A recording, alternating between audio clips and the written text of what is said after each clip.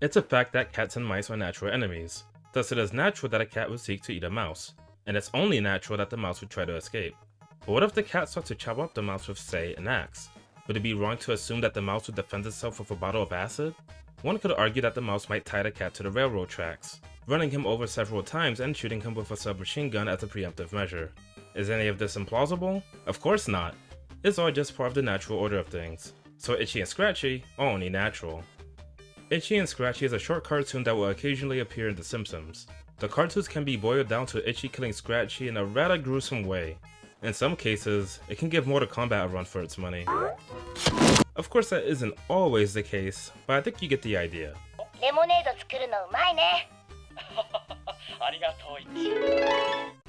But how do you turn a 30-second cartoon into a video game? The answer would be the Itchy and Scratchy game that was released in 1995. It got a release on the Super Nintendo and the Game Gear, but the Sega Genesis port never got an official release. Despite that, it seems that the Sega Genesis port was very near completion. It doesn't seem to have any game-breaking glitches and it can be completed from start to finish. It also has some cool and interesting differences compared to the SNES version. As for the gameplay for both the SNES and Sega Genesis ports, they're alright I guess. You will probably get plenty of enjoyment from the numerous animations and the unique boss fights, or you will find this game very repetitive.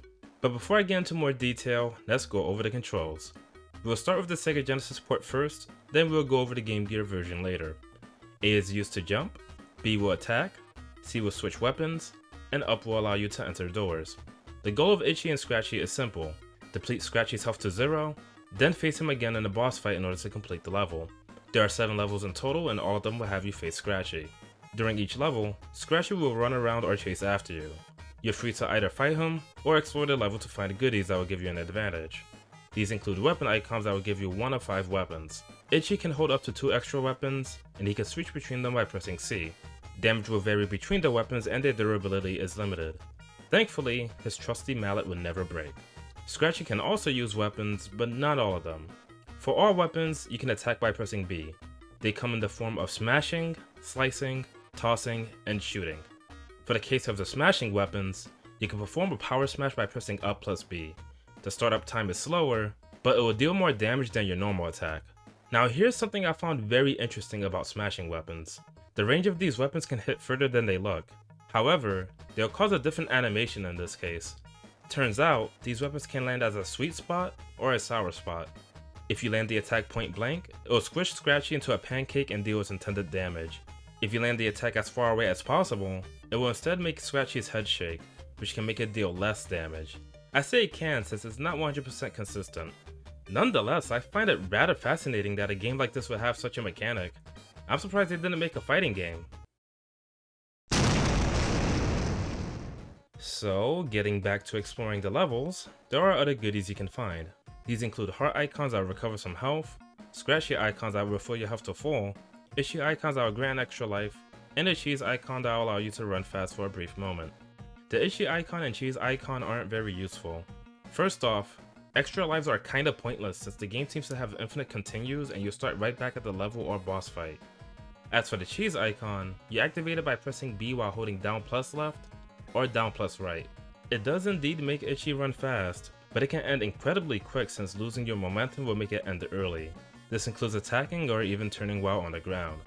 The last thing I should mention is how the boss battles work. In all levels, small cats will spawn at certain locations. Defeating them will give you ammo for the boss battle. As you'd assume, this ammo is used to deal damage to the boss, as your mallet will have no effect. If you don't gather enough ammo for the boss fight, you'll still be able to get more by defeating the cats that spawn during the boss battle. And yeah, there's not much else to go over. I'll still mention some other points during the long play. But if you'd rather read a guide that goes into more detail, you can check the link in the description below. Alright, and this is my long play on Itchy and Scratchy for the Sega Genesis. So there really isn't a whole lot for me to say during this run. I am commentating over a run I already did. But I feel like I already mentioned the most important points during the intro, and the game is pretty simple, so you can pretty much get what to do just by watching it, which is technically the case for like most of my runs, but this is definitely a case for this one because there's really not much else to go over. However, I will talk about the difficulty and I will talk about the bosses as they come up. So the difficulty, this run was played on the medium difficulty, which is normal, and the highest difficulty is hard, and of course there's a easy mode. And well, hard is actually called difficult mode, but you know what I mean. But yeah, I played this on medium mode, aka normal mode. I did get through it without losing a life. And the reason why I didn't want to play through this on hard mode is because I don't find it that interesting or fun. Because with plenty of games, like when you put it on hard mode, maybe there might be more enemies on screen, the patterns might be different and all that stuff. But for this game, all it does is technically doubles Itchy's, I should say Scratchy's health, because like let's say the hammer does like a quarter of his health, right, on normal mode. It will instead do like 12%, like it deals half the damage on hard mode as it would on normal mode. So pretty much he has double health on hard mode, and that really stretches the game's length in a way that I don't find interesting. So I figured I might as well beat it on normal mode.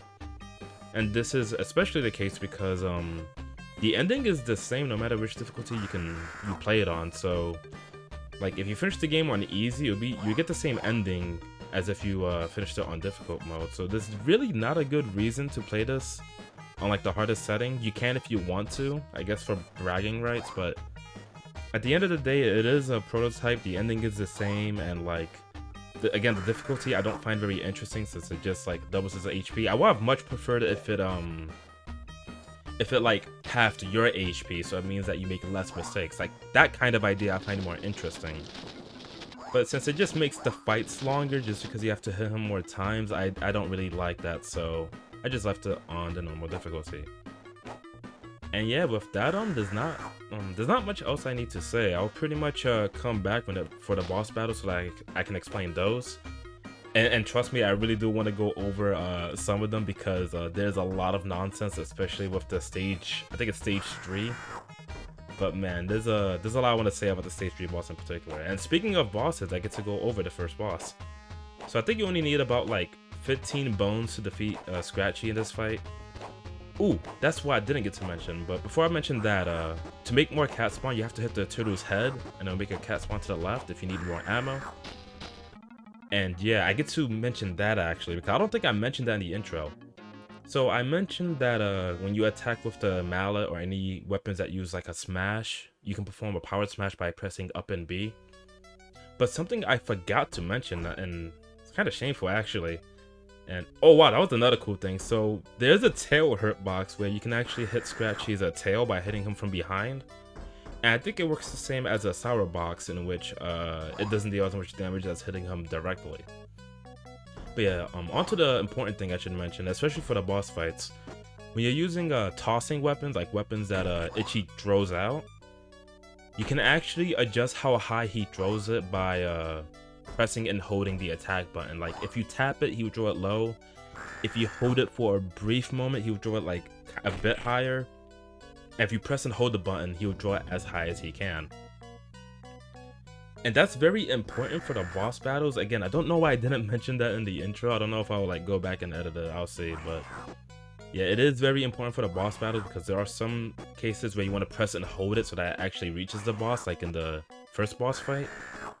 But in the first boss fight, you can actually, I think you can still hit Scratchy just by tapping the button. I don't remember, but I'm pretty sure that was the case if you're close enough. But yeah, there are going to be boss battles where you want to press and hold the button so you draw as high as possible to hit Scratchy, and there is some other boss battles like the third boss where you're better off just tapping the button so that you draw it as low as possible. So I might as well stick around because I think Scratchy's like one hit from the boss battle triggering. For this stage, I do use the bazooka and the cannon because they deal a lot of damage. And yeah, this is the boss fight. So this boss is pretty easy. All you have to do is draw sugar cubes at him by staying on the left side. I always press and hold A here just in case. And yeah, you just gotta keep hitting the head and he'll go down soon enough. And you see the cats that keep spawning. You can jump to avoid them if you want, but the thing is, one, that you don't really have to jump over them. Like even if you get hit, you should be able to defeat the boss before it defeats you. But two, and most importantly, is that I don't know about the SNES version, but when the cats jump in this game, like when they jump forward, they don't have a hitbox. Like, they would jump right through you and you won't get hit. So you saw right there that like the cats was jumping and landing at me, but it wasn't like counting as me getting hit for some reason. And I think I also take advantage of that in stage the fourth boss, because there are actually cats that jump over a pit in that boss fight. And that is something you can take advantage of in this game. There's not too many situations where it happens, but in situations like that where like the cats are jumping on a platform, you can actually stay put there, and because they don't have a hitbox when jumping at you, you won't get hit from the cats, like even if they land directly in that spot. And so yeah, I'll be back for when the third boss appears.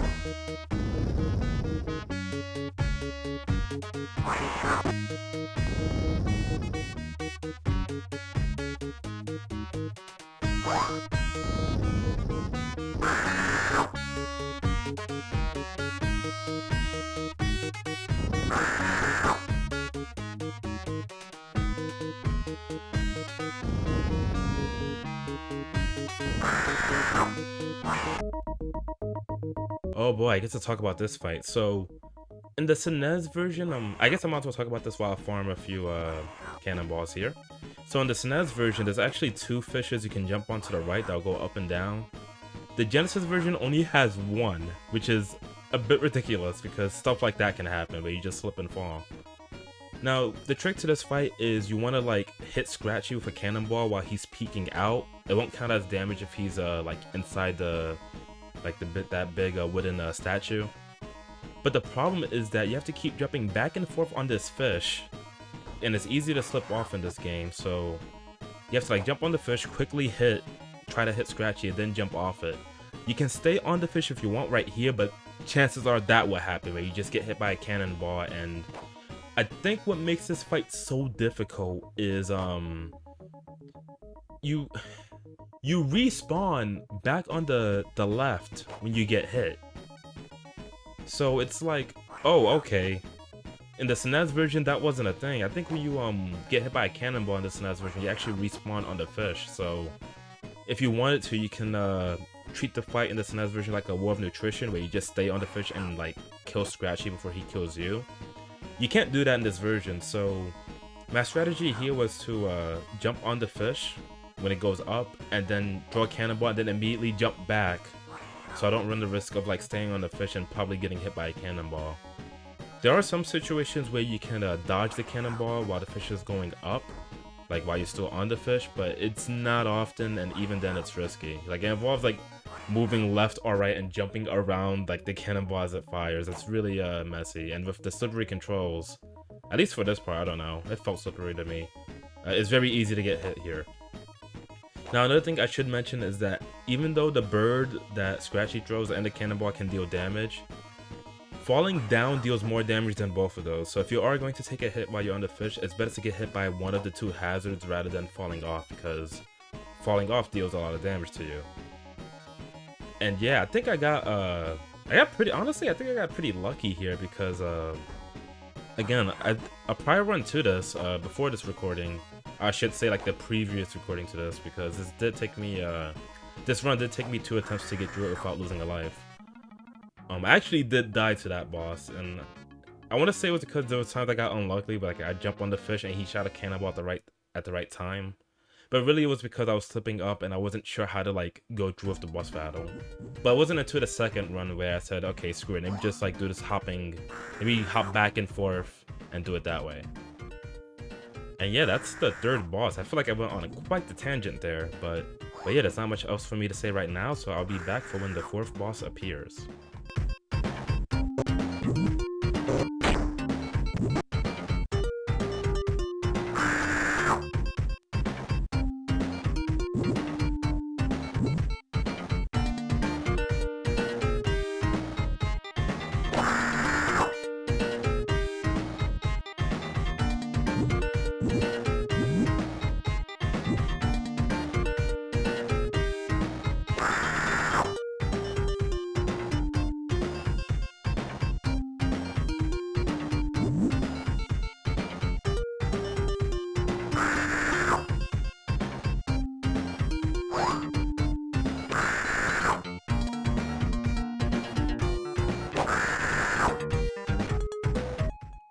Alright, and now it's time for the fourth boss. So, Scratchy would be in a submarine and he would shoot a high torpedo and a low torpedo back and forth. The high torpedo, you can avoid it just by standing there, and the low torpedo, you can either jump over it or you can actually destroy it with your mallet. Now, obviously I didn't do any grinding for ammo during the regular stage, so I decided to grind ammo here since the cats keep on coming and they keep jumping in the same spot. And as mentioned in the second boss, when the cats are jumping towards you, it actually won't damage you, so you're free to move forward where the red button is in order to start dealing damage to the submarine. Now, I think it takes about 19 or 20 starfish in order to defeat Scratchy, and I do show an extra bonus, which is related to that glowing red button you see on the ground. It's not something you have to do, but I do show it off in this part over here. So yeah, I am just farming a few more stars just in case I miss, because the hitbox of the submarine is a bit weird. You think you just throw it at you throw the starfish at the submarine, it's like a big hitbox, but no, it's like you kind of have to throw the starfish at the top. Does that make sense? Like, you see I threw the starfish right there and didn't even deal damage, and that time I threw it way too high, so I decided to back up a bit, just get a few more ammo for the boss fight. I think I get one more before I actually go in there. And yeah, there's the perfect spot right there. So I switch back to the mallet in order to destroy the low torpedo, and then I go back to drawing the starfish. And I do get greedy here. You see me take a few hits from the torpedo because usually you should hit it at least 3 times before you switch to the mallet. And then like after you hit it 3 times, you switch to the mallet so that you can destroy the torpedo coming forward.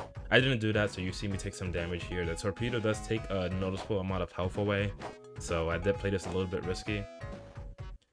He's almost dead, but I'm pretty sure I showed a bonus over here. So you can hit the red button and this bubble will pop up.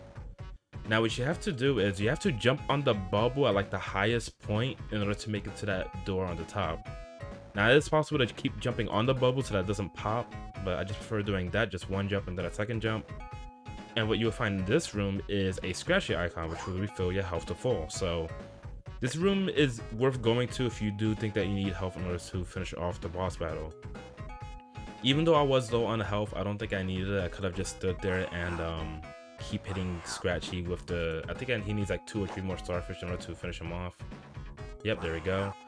And okay, he actually needed 3.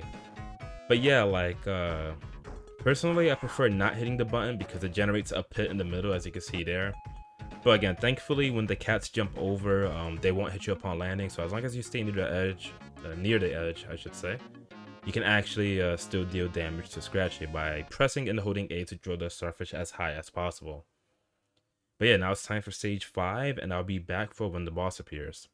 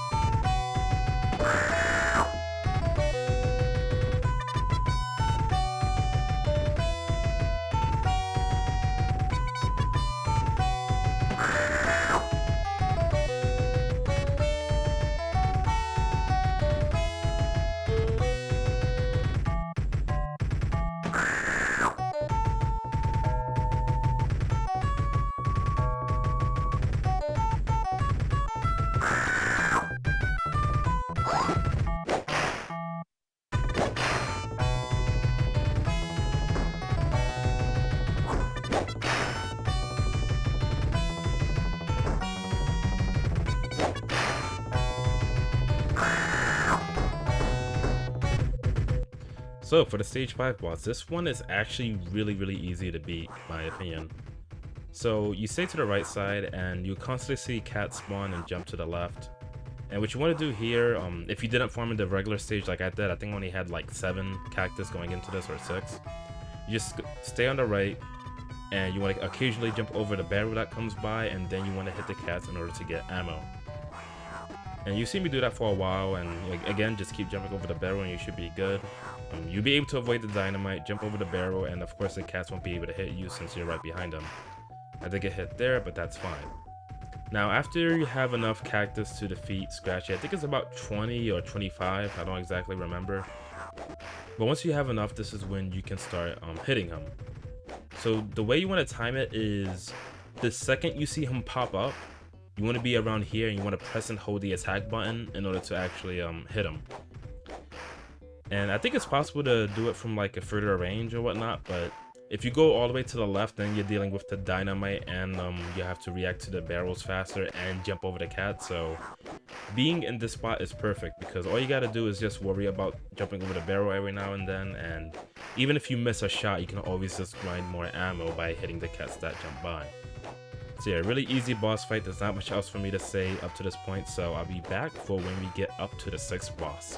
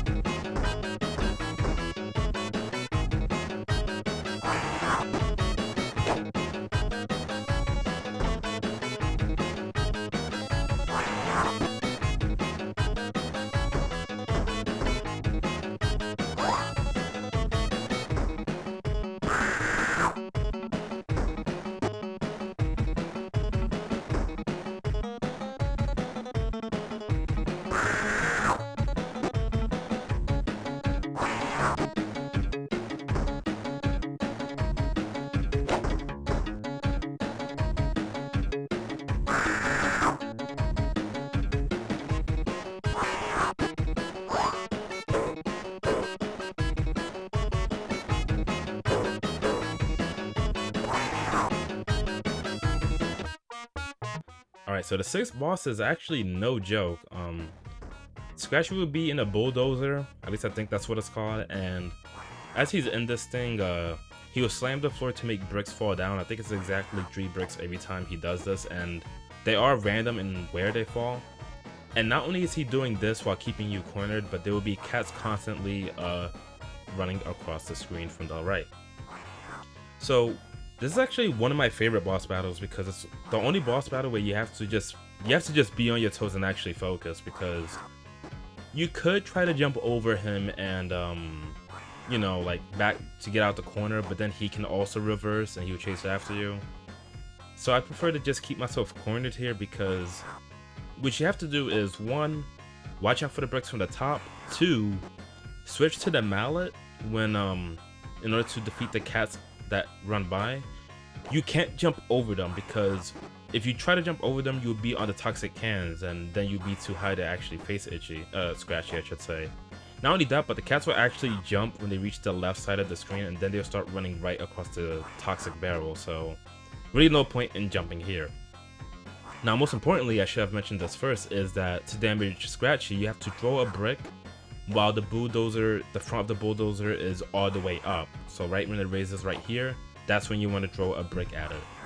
And that's the way you damage him, so you kind of have to just do this. You have to get in a rhythm of like hitting Scratchy, dodging the bricks, and hitting the cats with the mallet. It's probably the most fun boss battle in this game in my opinion, and I do like it a lot. And yeah, with that, we are up to the last stage of the game. And similar to the previous stage, if you notice during the regular Scratchy fight, there's a pretty spot you can, there's an easy spot you can go in, like right here. If you just stick around here, you can not only deal damage to Scratchy, but you can also farm ammo from the cats that will spawn soon after. So you just stay around here, like hit Scratchy occasionally, hit the cats that will, they should be spawning soon. Okay, there they are. But yeah, just hit them to get some ammo. I think you do need quite a lot of ammo for the final boss battle. I think it's about 24 or 25 wrenches, so I am going to be here for quite a while farming the ammo. But yeah, once you have enough ammo, you can get ready for the boss fight. You can actually, like I said before, you can grind ammo during the boss fight, but because of what the boss is, I'd rather just grind all of the available ammo here. So yeah, grind at least 25 wrenches for this fight, and then defeat Scratchy in order to start the boss battle.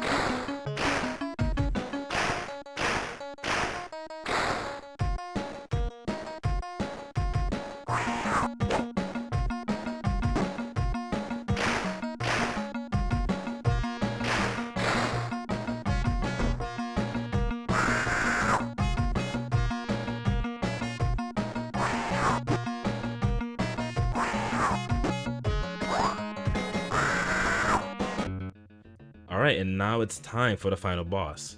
So hopefully I wasn't mistaken when I said that you need like 25 wrenches, but I think it might actually be 30, so again, I hope I'm not wrong on that. So this boss battle, you see these two hands going up and down. He will occasionally shoot a missile from the bottom, and there will be cats spawning from above. Now, this is one of those battles where you can pretty much make a war of nutrition. Just keep hitting Scratchy and you should be able to defeat him before he defeats you. Now, my problem with this fight is trying to dodge the torpedo and the cats at the same time. Like, you can jump over the missile, but trying to jump over the cats at the same time is kind of difficult. And yeah, the game just ends like that. Like, once you defeat Scratchy, you just go straight to credits, no matter how many lives you lost, how many continues you used, which I'm pretty sure is infinite, because I remember I used like 10 continues in the beginning, and I'm like, okay, is there actually like infinite continues in this game? So like after using like 10 continues, I just believe that there's like an infinite amount.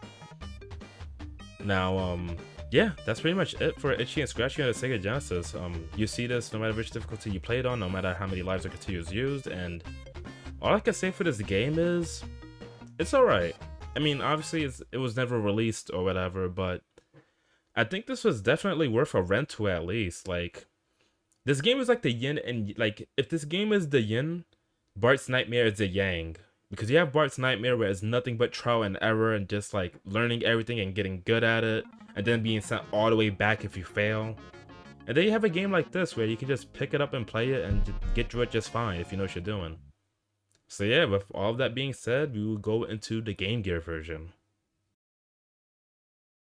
It's no surprise that this one is more simple than the console ports. All of the boss battles are gone, so the objective is to simply defeat Scratchy in all 6 stages. There are some very interesting differences in this port, but let's go over the controls first. Button 1 will jump, button 2 will attack, up is used to enter doors, and you can switch weapons by pressing button 1 while holding down. Unlike the console ports, all of the weapons will be scattered throughout each level. They will appear as a mallet icon, which is collected by attacking them with your mallet. Unless you memorize where and what each icon is, there's no way to know what weapon the icon will give. As for the weapons, they'll still vary in both durability and damage. There is an impressive amount of weapons to collect in this version. Including the mallet, there are 38 weapons in total, which is more than the console ports. The last important difference is how the lives and timer work. You can check how many lives and time you have left by pressing button 1 or 2 respectively while the game is paused. In this port, you'll always start each level with the default amount of lives, which is 3 on normal mode. Even if you collect more, you will still start the next stage with 3 lives. Since Scratchy's health stays the same when you lose a life, the timer is actually more dangerous this time around. Not only will it not reset upon death, but it will also take all of your lives away if you run out of time. And being that this version only gives you one continue, you can't mess around for too long, especially on hard mode. Even then, I find this one easier compared to the console ports. I'll go over some other aspects during the long play, but you can always check out the guide in the description if you want more info. Alright, and now we're getting into the Game Gear version of Itchy and Scratchy. Now, similar to the Sega Genesis version, there's not really much for me to talk about. Well, this is especially the case for this version because there are no boss battles, the go is pretty self-explanatory as usual. So I'm only going to mention a few things. Is someone knocking next door? I don't know what that sound is. I hope it's not like actually getting to the mic, but it's whatever. But yeah, back on topic. There's not really much for me to go over in this version. As with the previous long play, I did play this on medium because the ending is the same no matter which difficulty you play on, and the most important difference about the difficulties is that I know that for the case of this version, easy mode you take less damage, and on hard mode, Scratchy takes less damage. So pretty much it's like you have more HP on easy mode. Normal mode, both Itchy and Scratchy are like neutral, they're fine. But on hard mode, it's just like the Sega Genesis version. Scratchy takes way too many hits to take down, it drags the stages on for way too long. And I guess it's technically a challenge since in this version you only get one continue and the timer can just eat up all of your lives instantly. And of course, like, lives aren't really that important in this game because I don't think this was a no death one. I'm pretty sure I died plenty of times, but again, it's because like lives aren't really important. Like, you respawn in the same place when you lose a life, and Scratchy's health stays the same, so lives like don't really matter. And since you get 3 lives per that's another thing I should mention actually, is that the difficulties also affect how many lives you start with on each stage. So on easy mode you start with 4, normal mode is 3, and hard mode is 2. But even then, lives aren't an issue because this game has secret rooms you can find in which I think I try to find one of them soon. I think it's like right around here. So you see me going up this path, and there's some extra time that will give you a 2 clocks worth. And yeah, I did pause it here to show that you can have 6 clocks maximum. I don't know exactly how much time it takes for 1 clock to go away. And the time won't reset upon death, but you will get all your lives back between stages, and as well as all your time back. So yeah, that was a secret room. They're always found like hiding behind like a foreground element, even though they're also background elements. I don't know how else to explain it. Like, for example, you might see a rock in the background, but then you go to a place like here where that rock is actually in the foreground where it's blocking your sprite. And that's where you know that there's a secret room there, so you press up to enter the secret door, and it'll lead you to a room with more time, the secret weapon for the level, which is a bazooka for this case, and it will also lead you to a 1-up, but it's actually a 3-up because the extra lives in the secret rooms always give you 3 lives. And that's the biggest reason why I don't think lives are a problem, because even on hard mode, you can just go to the secret room, get 3 lives off the bat, and like, now you have all the life in the world in order to take out Scratchy. And that's the biggest reason why I think time is more dangerous than having lives itself. And oh yeah, the most important thing I didn't get to mention, I don't know why I didn't even mention this in the intro. You can see the arrow there on the bottom right, because the bottom right shows his HP and the top left shows your health. And yeah, the arrow actually shows where Scratchy is, and I'm pretty sure that wasn't in the console version. Like in the console version, he's always like chasing after you, so it's pretty reliable to like find him quickly. But in this version, he can be very, very far away at times, and I'm very thankful that this version actually has an arrow that tells you where to go to find him. But funny enough, there are times where if you're very far away from Scratchy, he will actually disappear and teleport like nearby you. Sometimes he won't. Like, I don't know exactly what causes it. I think it's mostly when like you're just too far away from him, he will like teleport nearby you. But there are times where that didn't happen and I have to like spend like 30 seconds just to find the guy. Now, another thing I need to mention is that the cheese power-up is actually really good in this game because not only does it let you run fast, but though it doesn't stop, like it doesn't run out like in the Sega Genesis version where you like if you turn around or attack, it would just stop immediately. But the best part about the cheese power-up in this game is that it makes you invincible, and it can deal damage to Scratchy if you land contact damage.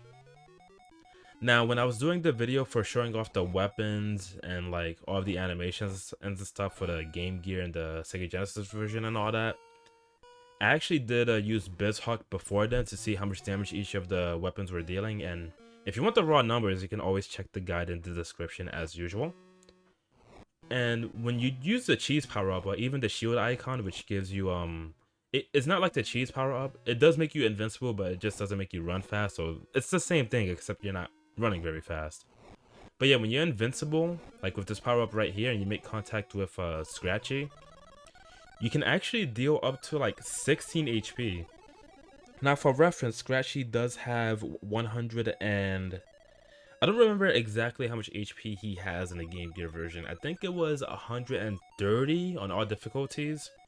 And when I was checking the RAM during like when I was just like discovering the game and whatnot, on hard mode he only takes half. Like he doesn't have different HP on hard and normal mode. It's literally that he takes half the damage. So when I used the weapon that did 10 HP in normal mode, it did 5 HP in hard mode. And I guess I might as well mention this now, but the damage is rounded up. So if you have a weapon that say deals 7 damage on normal mode, it will actually deal 4 damage on hard mode. Now, back to what was I talking about? Oh yeah, the invincibility thing. So when you're invincible, you can damage Scratchy on contact, and when I was watching the numbers as I was testing this, it kinda seems random on how much it deals. Like, the strongest weapon in this game deals about, I want to say, I think it's 13 HP. Like, this is the case for a few of the secret weapons, and I think another weapon you can find in level 4, was it? Maybe level 5?